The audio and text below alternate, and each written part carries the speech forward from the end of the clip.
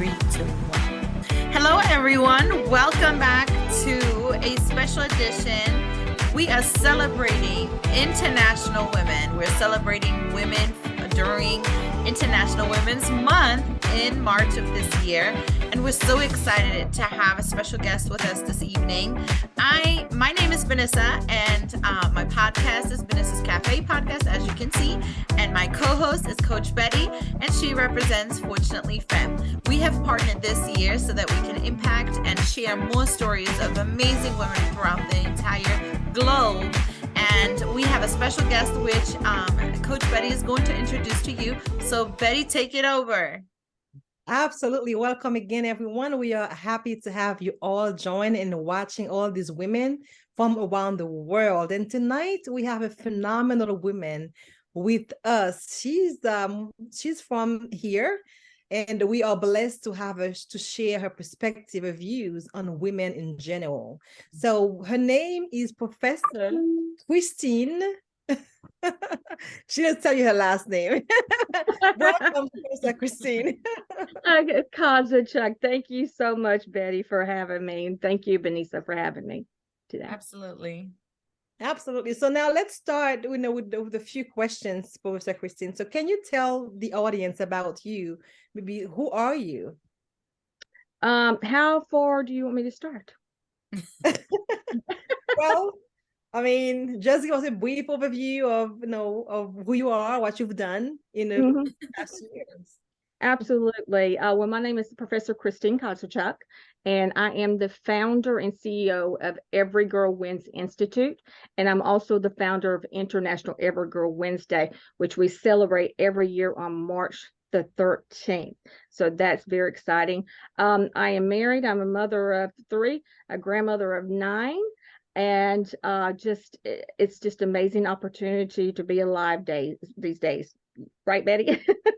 Yes. Yes. And do you want me to go into my early, when I was 14 and pregnant? Do you want me to go into that?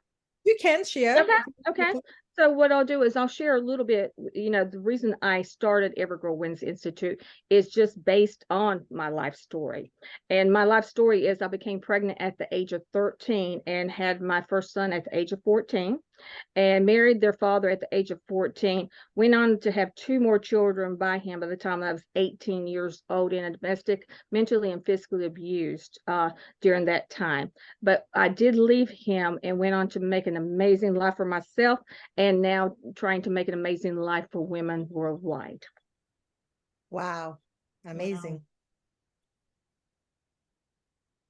Wow, I have to kind of process that for a second. That's often, you hear of those stories where I come from, not necessarily, here in the United States, but that you're a great example of why people shouldn't stereotype young mothers or teen moms, and what, I feel like sometimes people will judge them from the get-go and kind of label them and put them in this category, and they don't think that anything, that they will make something out of themselves, basically, because they chose, or because it just so happened that they had a child at a young age. Absolutely. I totally agree with you, because, when I had become pregnant, everyone tell me that I would be nobody, that I'd ruin my life.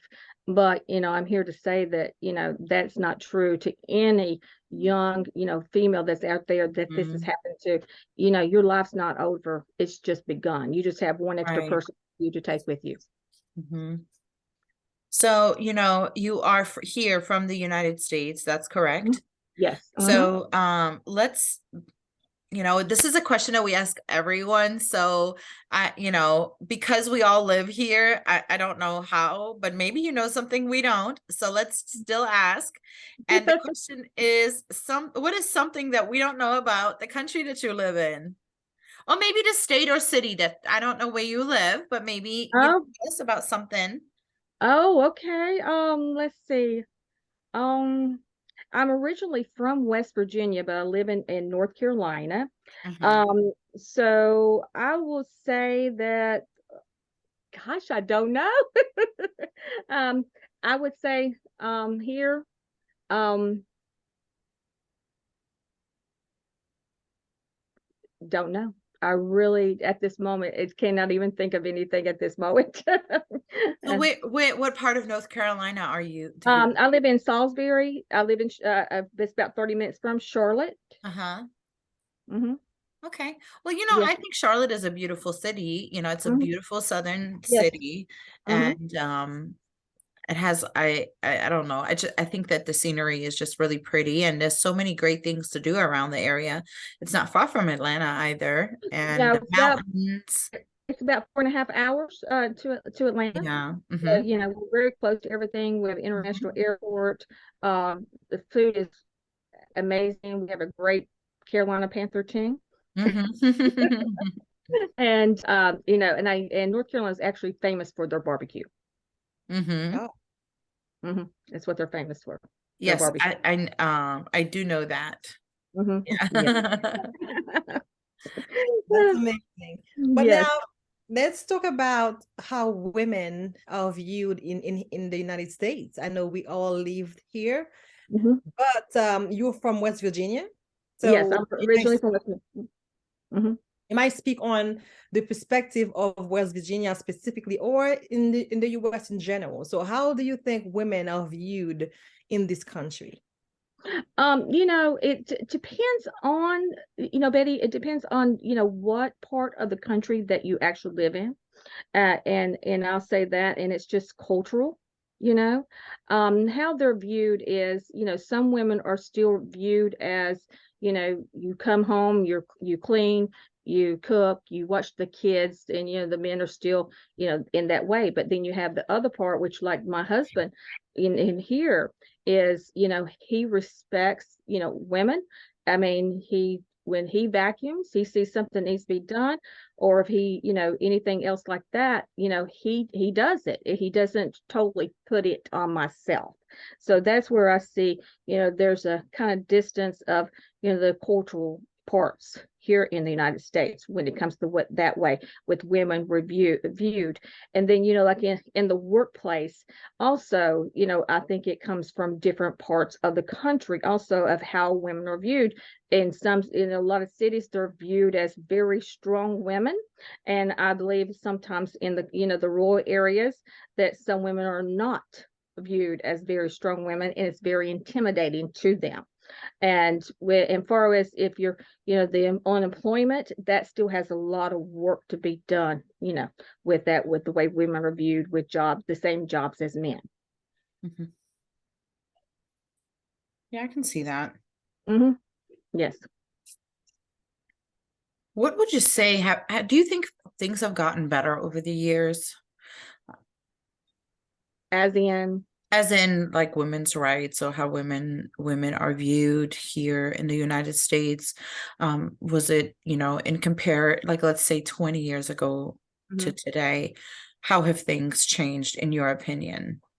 In my opinion, it has changed, but now when COVID came, we got knocked back a little bit, because as a woman, you choose your children, or your employment. And we had a very, we were very high up in the area of working, being able to balance it all. But when COVID hit, you have to make a choice. So we got hit a little bit on that. But I believe that, with women's rights, we've come a Mhm. long way, but we have a long way to go, because we're still not equally in pay here in the United States. Mhm. So, we're still not viewed as the equals here in the United States fully. So, we still have a lot to go, but we've done a lot of groundwork. Mhm. Sure, and that really links to the next question, which is about the equality in Hmm. women opportunity for financial or educational or anything that women can do compared to men. So why do you think there is maybe there is a difference? It's not equal pay or equal opportunity for women in Hmm. this country. We still have not fought hard enough for that right. We still haven't had laws put in place completely in place for that. And that's something that needs to be put in place. If I have the same job as my husband has, and we're doing the exact same hours, and we're doing the exact same job, you know, it should be a law that states we get paid the exact same pay. Got it. So right now there is no law that dictates this No. specific, you know. Right. And that there needs to be one, you know, on that, because women are still, you know, being, you know, passed for promotions and passed for different things, and, you know, the equal pay. So it definitely should be a law passed for that. Got it. I personally think that the woman in general has lost its value here in the United States. You know, looking over the last few years, other how I'm trying to be politically correct in how I say things, but you know, I think that there was a time where women are really pushed here for growth, career growth. That was like a goal, right? I remember when I was in corporate America that there were statistics that were strived for, where, you know, you must give at least one woman an opportunity to interview for the same job that a male would interview for. But then the focus changed. And when you listen to the news and just everything that's going on right now in this country in particular, I feel like we've taken a big backseat, and that our value has been diminished by other priorities that have now sort of come afloat, you know, to the point of even just, you know, describing, like, you know, what is a woman? I don't know if you guys heard that of that documentation, but it's a documentary. It's actually very interesting, and it's sort of, you know, is sad when you listen to it, because it just reflects of it shows that here in this country, being a woman is no longer something like unique, amazing. We're birthing children, you know, we're doing a lot of great things. So you know, that's just my personal opinion, but I just wanted to add that because that's something that I noticed. I don't know if you guys have, but I definitely have noticed that here in the United States over the last, I don't know, 2 to 5 years. Yeah, after it seems like it started during COVID. Yeah. You know, that's what I was saying earlier. During COVID, we, you know, it's kind of, we went down the back, we slid back a little bit, a couple steps back. Yes. We need to fight to get together right. Yes, absolutely. It's yes, absolutely. Yes. Absolutely. Now we want to ask you, Professor Christine, another question about women, especially. So we want to know, have your expectations changed on women? So we know that expectations changed after COVID, or maybe after COVID, since now, you know, before COVID, we were, you know, thinking differently. Well, you know, Betty, and it's kind of funny that you say that. See, I grew up, you know, like my grandmother and them, you know, you're a superwoman, you can do this, you can do it all, you know, and that's the way, you know, we grew up. But, you know, after COVID and just seeing so much, you know, loss, and then, you know, I personally had a loss in COVID. My younger brother passed from COVID, and, you know, I had to stand back, you know, and just look at things around me in my life, and just kind of settle down a little bit, and not be that superwoman that I was raised to be. And it's okay for self-care. It's okay for you to break down. It's okay. And that's something that I had to, you know, grasp myself. And that's something that I will tell all women. It's okay. You don't have to be superwoman. You've got to take care of yourself first, and realize the value of the people that's around you, and enjoy them instead of trying to make such a name for yourself and be at the top, you know, at the top. Self-care is very important. To Yes. take time to to really love yourself, to take care of yourself, because a lot of people, they are so busy chasing, Yeah. job or life that they forget to live. So Yeah. it's really time to really take some time for yourself. Have some me time in a way to make Mhm. sure you prioritize your mental health, your self-care, so you can be able to enjoy the ones around you. Yeah, and it's kind of like, our theme this year for Every Girl Wins was cherish her. For me, how I came up with that is start cherishing everything and everybody around you. Just calm down. Just calm. So true. Mhm. Mhm. Yes. It's like Yes. how do they say in English? Stop and smell the roses. Yes, absolutely. Stop and smell the roses, Yeah. because after COVID, we've all been through so much with COVID, from, job loss, money, just people passing and stuff like that. We Mhm. lost a lot, and life is precious. So, and enjoy the moment. As Right. like I tell, my thing this year was enjoy the journey. Don't rush to the destiny. That's true. That is Hmm. so true. Yep, I like that. Hmm. That's so true. So, the next one we want to talk more about is International Women's Day. This is something that, I just recall really gaining traction in the United States. Also, over the last few years, this is something that, I'm accustomed to celebrating my entire life. But tell Hmm. us, about International Women's Day and, how you celebrate it, or how is it celebrated here? International Women's Day or International Every Girl Wednesday? No, International Women's Day, March Women's Day. 8th.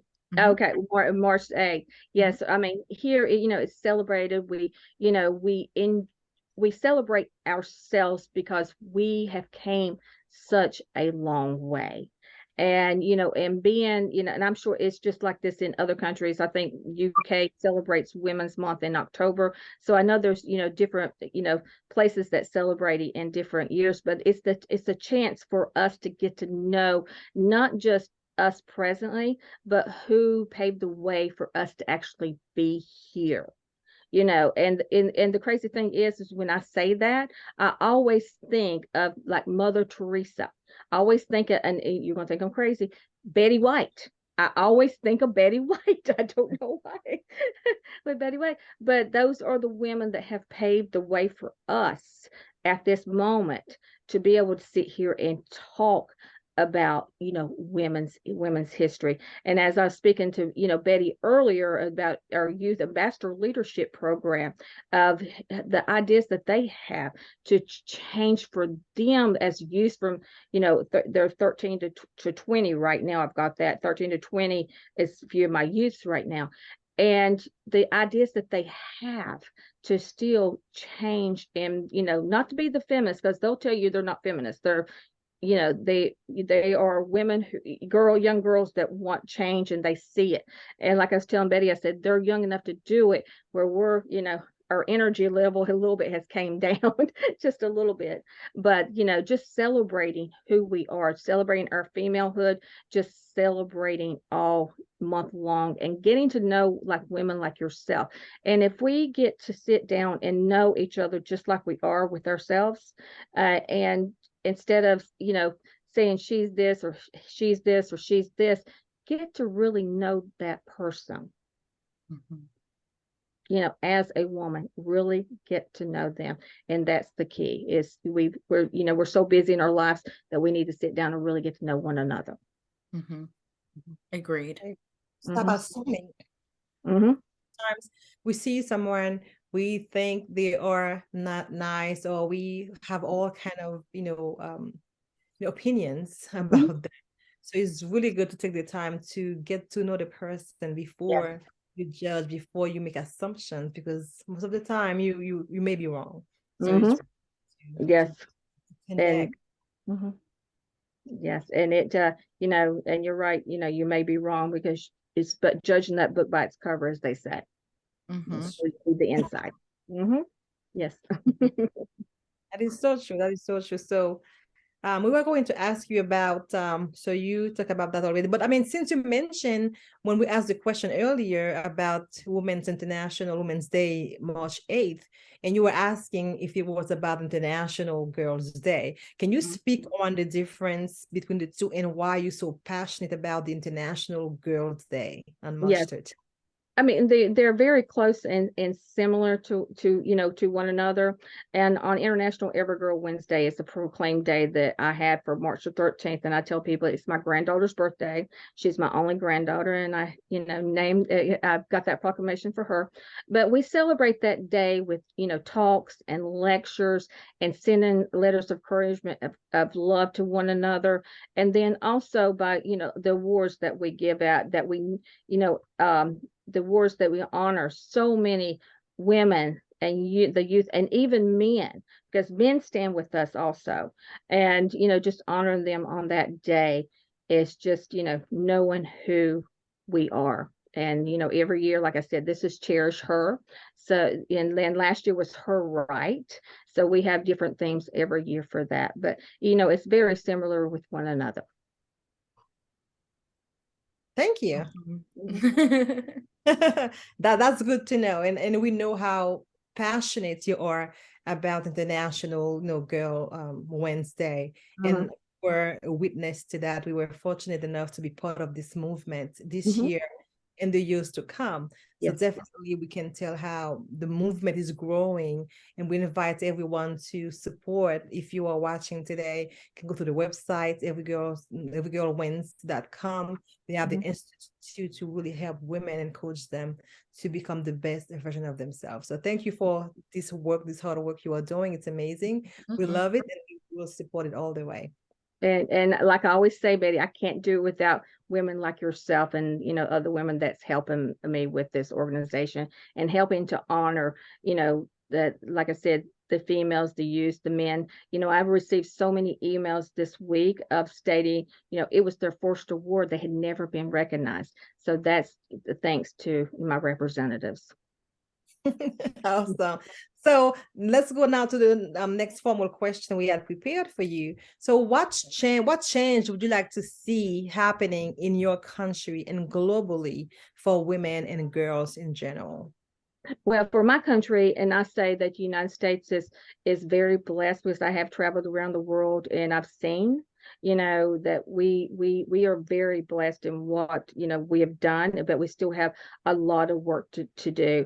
But what I would like to see done is equal pay, definitely equal pay, because it is our right, and for for others to understand that even though we can be the total breadwinner of the family, that we still need the help with the children and everything like that.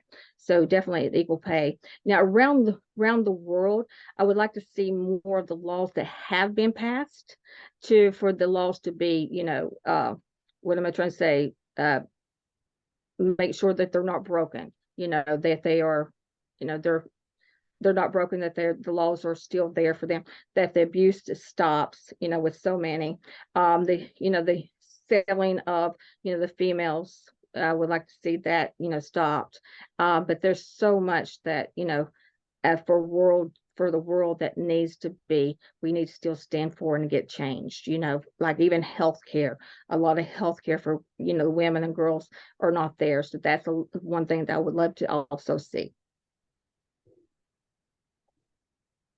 Absolutely. I can only agree with you, because, there's such inconsistency throughout, the world and globally when it comes to just women's rights, women, like honoring a woman, or just simple, like you said, medical care, or even education, or jobs, or as something as simple as driving a car is not allowed in certain countries. Right. So there's, we are far, we are way ahead of them, but there's so much work that needs to be done. What would you say? Well, I think Betty already asked you this question. Never mind. I'm sorry. So what message would you like to give other women? Use your voice. use your voice for change, because you can only use your voice for change, not just for yourself, but you can use it for others. Use your voice. You see something, say something. And I know that's a lot of fear in some, but once you do, it feels absolutely amazing. See something, say something. Wow, that's powerful. Mm-hmm. And straight to the point. Mm-hmm.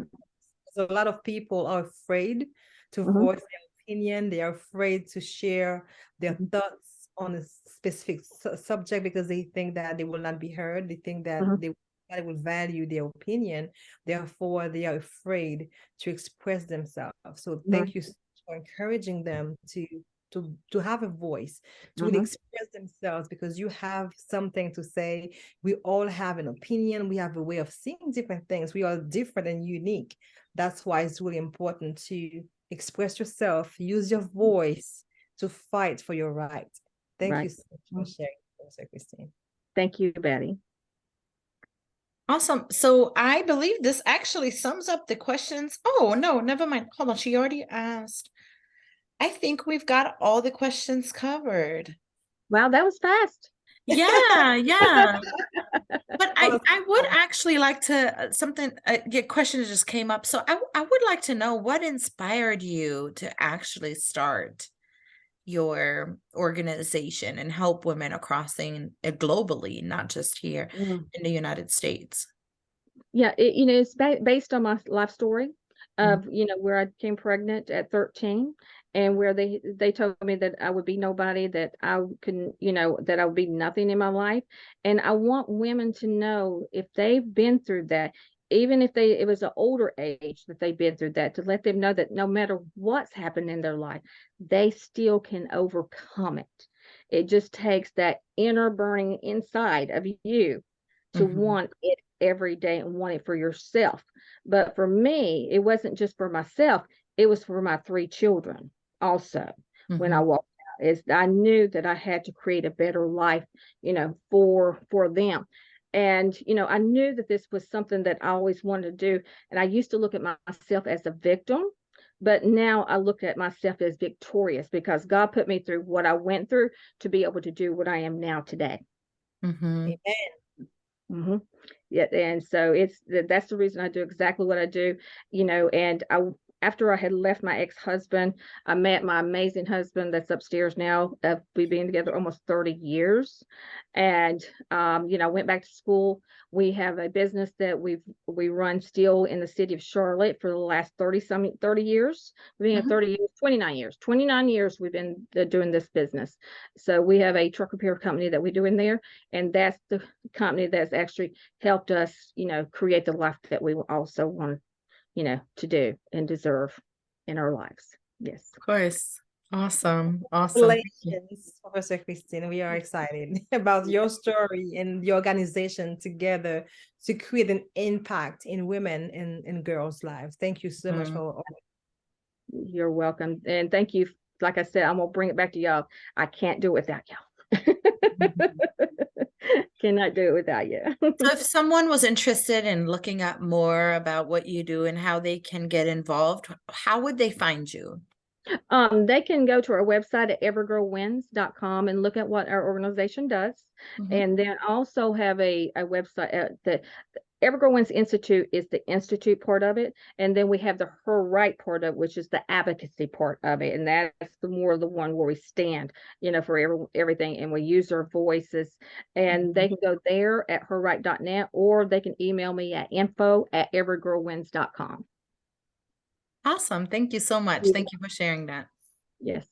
Yes, thank you so much. And that concludes our interview for tonight. We are so amazed and inspired after this talk. So I'm really hoping, and I wish everyone will be as inspired as we are, because this story is amazing. The organization she's behind is definitely powerful. So I commend every one of you to really go follow her, look at the website, and contact her to get involved, because her right deserve your stand, and we need to cherish her like this year's theme is promoting. So thank you again, Professor Christine, for being here. And remember to follow BENISA'S CAFE for more of these interviews. Awesome. Awesome. Thank you, everyone. Thank you for listening in.